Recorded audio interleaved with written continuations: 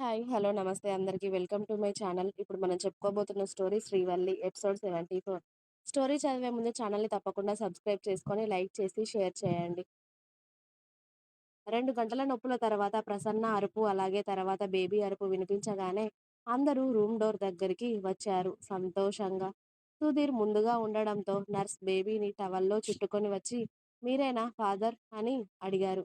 అవును అని చెప్పగానే బేబీని టవల్‌లో చుట్టి సుధీర్ చేతిలో పెట్టి, "బాబు పుట్టాడు" అని చెప్పగానే, "ప్రసన్న ఎలా ఉంది?" అని అడిగాడు సుధీర్ టక్కున. "ఆవిడ బానే ఉన్నారు. ఇంకో హాఫ్ ఎన్ అవర్ తర్వాత వేరే రూమ్‌కి షిఫ్ట్ చేస్తాం" అని చెప్పి బాబుని వాళ్ళకి ఇచ్చి నర్స్ లోపలికి వెళ్ళగానే అందరూ సుధీర్ చుట్టుముట్టారు. పింక్ కలర్‌లో అక్కడక్కడ రెడ్‌గా వాడి చిన్న చిన్న కాళ్ళు, చేతులు కదిలిస్తూ కొడుకు కళ్ళు మూస్తూ తెరుస్తూ ఉంటే సుధీర్‌కి ఇది అని చెప్పలేని ఒక ఫీలింగ్ కలిగింది. తండ్రి అనే ఫీలింగ్ ఏమో. అతడి ఛాతీ కూడా ఒక ఇంచు పొంగింది తండ్రి అయ్యాను అనే గర్వంతో. ఎవరికైనా ఉంటుంది కదా తండ్రి అయ్యాను అనే ఫీలింగ్. కళ్ళల్లోకి వచ్చిన నీళ్లతో వాడిని పూర్తిగా చూసుకొని వాడి నుదుట ముద్దాడి, "మమ్మీని ఎంత ఏడిపించావురా నువ్వు రావడానికి" అని అన్నాడు.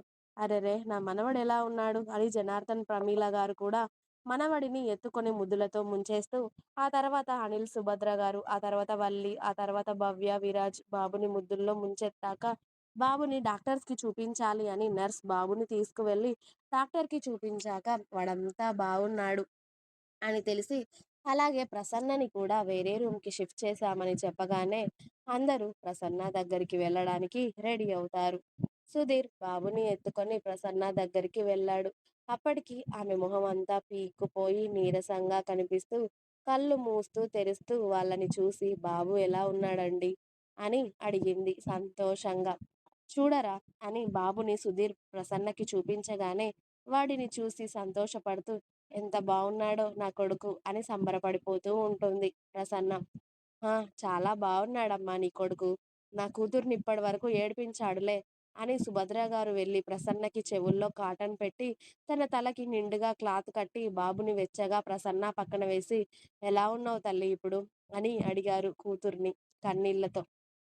అంతలా బాధపడుతూ ఉంటే ఆవిడకి ఏడుపొచ్చేసి, "బావున్నా అమ్మా" అని అందరికీ నీరసంగా చెప్పింది నిద్రొస్తుంది అంటూ. "మీరు రెస్ట్ తీసుకుందురు మేడం. కానీ ముందుగా బాబుకి పాలివ్వండి. ఆ తర్వాత బాబు కూడా పడుకుంటాడు కదా" అని నర్స్ రావడంతో ఇక మగవాళ్ళందరూ కూడా ప్రసన్నని ఒకసారి పలకరించి బయటకి వెళ్తూ ఉంటే సుధీర్ భార్య, కొడుకు నుదుట ముద్దు ఇచ్చి, "జాగ్రత్తరా నేను మళ్ళీ వస్తాను" అని బయటికి వెళ్ళి కొడుకు పుట్టాడు అన్న న్యూస్‌ని అందరికీ షేర్ చేసుకుంటూ ఉంటాడు సుధీర్.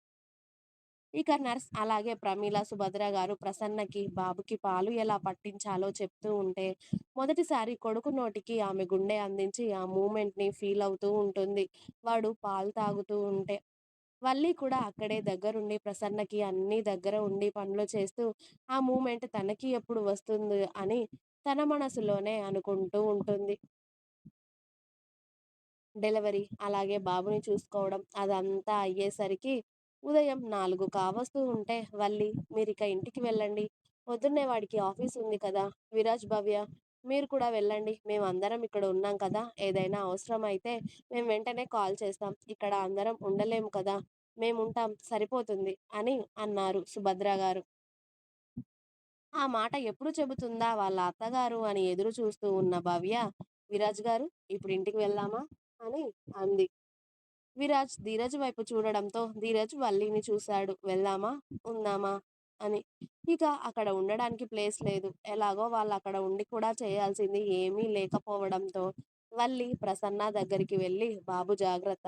అలాగే నీ హెల్త్ కూడా జాగ్రత్త. మార్నింగ్ వస్తాను నేను. ఓకేనా?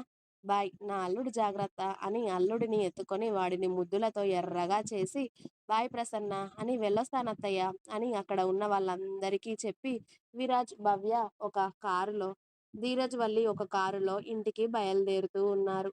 "బాబు బావున్నాడు కదా ధీర" అని చాలా సంతోషంగా అంటుంది వల్లి, ధీరజ్ భుజం పైన తల వాల్చి. వల్లి బయటకి చెప్పకపోయినా తను ఎంత సంతోషపడుతుందో ధీరజ్‌కి అర్థం అవుతూనే ఉంది. పైగా తనకన్నా చిన్నది. ఇప్పుడు ప్రసన్నకి కూడా బాబు పుట్టేసరికి తనకి ఇంకా ప్రెగ్నెన్సీ అవ్వట్లేదు అని ఫీల్ అవుతుంది అన్న విషయం కూడా ధీరజ్‌కి బాగానే అర్థం అవుతుంది. కానీ బయటకి ఏమీ అనట్లేదు ధీరజ్.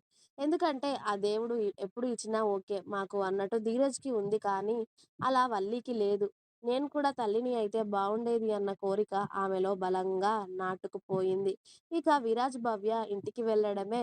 భవ్య నిద్రపోతే దీనికేం వచ్చినా ఆపలేంరా బాబు! నిద్రకి కూడా ఆపుకోలేకపోతుంది. కాన్ అని అంటూ భార్యని చూస్తూ విరాజ్ పడుకున్నాడు. ఇక ఉదయం అతడు ఆఫీస్‌కి వెళ్ళే టైంకి కూడా భవ్యని లేపలేదు. నైట్ అంతా నిద్ర లేదు కదా! మళ్ళీ లేస్తే చిరాకు పడుతుంది అని విరాట్ భవ్యకి చెప్పకుండానే ఆఫీస్‌కి వెళ్ళిపోయాడు. ఇక వల్లి, ధీరజ్ ఉదయం వచ్చి 2 గంటల సేపు రెస్ట్ తీసుకొని, ఆ తర్వాత ధీరజ్ జిమ్ చేసుకుంటూ ఉంటే, అతడికి ప్రోటీన్ షేక్ ఇస్తూ, అలాగే ఇంట్లో ఉన్న వాళ్ళకి టిఫిన్ ప్రిపేర్ చేయించి, అలాగే హాస్పిటల్‌లో ఉన్న వాళ్ళ కోసం కూడా ఫుడ్ ప్రిపేర్ చేస్తూ ఉంటుంది వల్లి. ఉదయం లేవగానే వల్లి ధీరజ్‌కి టిఫిన్ వడ్డిస్తూ ఉంటే, "ఏరా మనవడా! నేను కూడా హాస్పిటల్‌కి వెళ్ళి నా మునిమనవడిని చూస్తాను. నన్ను కాసింత ఎవరైనా హాస్పిటల్‌లో దింపండిరా" అని అడుగుతుంది ఇంద్రాణి ధీరజ్‌తో.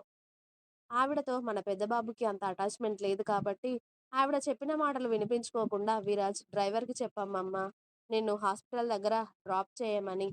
నాకివాళ చాలా అర్జెంట్ వర్క్ ఉంది. బాయ్" అని బాయ్ వల్లి ఎక్కువగా పనులు చేయడానికి ఇంట్లో అందరూ ఉన్నారు. నువ్వొక్కదానివే ఉన్నావనుకోని అటు ఇటు తిరుగుతూ ఎక్స్‌ట్రా వర్క్ చేస్తే బాగోదు. అలసిపోతావు. సరేనా? ఏదైనా కావాలి అంటే చెప్పు ఇంట్లో అందరూ చేసి పెడతారు. ఫుడ్ అయ్యాక తీసుకొని వెళ్ళి మళ్ళీ ఆఫ్టర్‌నూన్ ఇంటికి వచ్చెయి. అక్కడ కూడా ఎక్కువగా సేపు ఉండనివ్వరు డాక్టర్స్. ఓకేనా? చెప్తుంది నీకే అన్నీ వింటున్నావా? అన్నాడు వల్లి అన్నింటికి తల ఊపుతూ ఉంటే. అబ్బా! అలాగే బాబు. ఏదో ఇంట్లో పని అంతా నేను ఒక్కదాన్నే చేస్తున్నట్టు నువ్వు ఫీలయిపోతావు. నీకు పెళ్ళాం కందిపోతుంది అన్నట్టు. నేనేమి చేయనులే. ఫుడ్ అయ్యాక తీసుకెళ్తాను. అంతే. నువ్వు మాత్రం నీ వర్క్ బాగా చేసుకో. బాయ్ అని ధీరజ్‌ని హగ్ చేసుకొని కూల్ చేసి, అతడు ఆఫీస్‌కి వెళ్ళిపోయాక ఇంట్లో అన్ని పనులు ముగించుకొని, మళ్ళీ అందరి కోసం హాస్పిటల్‌కి ఫుడ్ తీసుకువెళ్ళేసరికి అరవింద్ గారు, కవిత గారు కూడా ప్రసన్న డెలివరీ అయింది అని తెలిసి, అరవింద్, కవిత గారు, క్రాంతి, సుమన అందరూ ప్రసన్నని, బాబుని చూడడానికి వచ్చారు. వల్లి వచ్చేలోపే వాళ్ళు ప్రసన్న, సుధీర్‌ని పలకరించి వియ్యంకులతో వాళ్ళ వియ్యంకులతో మాట్లాడితే, వల్లి ముందుగా ప్రసన్న దగ్గరికి వెళ్ళి తనకి ఫేస్ వాష్ చేసి, అలాగే డ్రెస్ కూడా నీట్‌గా చేంజ్ చేసి, అల్లుడిని ఎత్తుకొని వాడిని వైప్స్‌తో నీట్‌గా తుడిచేసి, వాడికి కూడా డ్రెస్ మార్చి, వాడికి పౌడర్ అద్ది, ఇద్దరిని తల్లి కొడుకులను ఫ్రెష్ చేయించి బయటికి వచ్చి వాళ్ళ అమ్మా నాన్నలని హత్తుకుంటుంది. "ధీరజ్ ఎక్కడ నాన్న?" అని అడిగారు అరవింద్ గారు. "మీ అల్లుడు గారు ఆఫీస్‌కి వెళ్ళిపోయాడు పప్పా. నైట్ వచ్చాం మేము. మార్నింగ్ వెళ్ళాం ఇంటికి. ఏదో వర్క్ ఉందంట అర్జెంట్‌గా. అందుకే వెళ్ళిపోయారు. ఈవినింగ్ వస్తారేమో" అని చెప్పింది వల్లి. "ఓకే నాన్న. నేను కూడా ఆఫీస్‌కి వెళ్ళాలి. ప్రసన్న డెలివరీ అనగానే అందరం ఇక్కడికే వచ్చేసాం. ఇక వెళ్తాను నాన్న. నువ్వు జాగ్రత్త. ఓకేనా" అని అలాగే నాన్న బాయ్ అని ఇక పుట్టింటి వాళ్ళందరూ వెళ్తుంటే వాళ్ళని కిందికి వెళ్ళి పంపించేసి మళ్ళీ వచ్చి అల్లుడిని ఎత్తుకొని కూర్చుంటుంది వల్లి. అప్పుడే ఇంద్రాణి హాస్పిటల్లోకి దిగబడి మనవడు వల్లి చేతుల్లో ఉండడం చూసి మొహం అంతా చిట్లించుకుంటూ ఉంటుంది. ఇంకా ఉంది. మీకు నా స్టోరీస్ నచ్చినట్టయితే ప్లీజ్ లైక్ చేయండి, షేర్ చేయండి. అలాగే ఛానల్ అయితే తప్పకుండా కొత్త వాళ్ళందరూ సబ్స్క్రైబ్ చేయండి. Please subscribe my channel. Thanks for watching my video. By by. Please like, share and subscribe.